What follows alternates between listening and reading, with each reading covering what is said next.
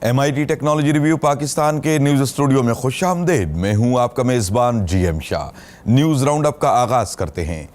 Bulletin के आगाज़ में आपको बताते हैं कि पंजाब एक्साइज डिपार्टमेंट रवां साल मार्च में गाड़ियों की रजिस्ट्रेशन के लिए स्मार्ट कार्ड जारी करेगा।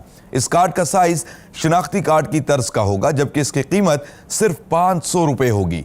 बताया जा रहा है कि इस कार्ड में गाड़ी के मालिक का नाम, शनाख्ती card number, registration number, engine number और टोकन टैक्स वगैरह की तफसीलात शामिल होंगी। और अब आपको बताते हैं कि मारूफ जापानी कंपनी पैनासोनिक एक बैनुल अक़वामी कंपनी के इश्तराक से स्मार्ट हाईवे तैयार करेगी।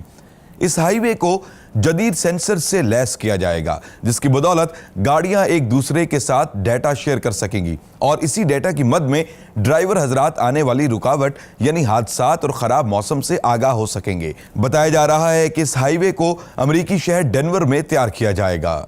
और अब बुलेटिन के आखिर में आपको बताते हैं कि अमरीकी माहिरीन ने इंसानी खुलिये के बराबर एक रोबोट तैयार किया है। इस रोबोट के अंदर से न सिर्फ बरकी रौ गुजर सकती है, बल्कि ये अपने माहौल को भी महसूस कर सकता है।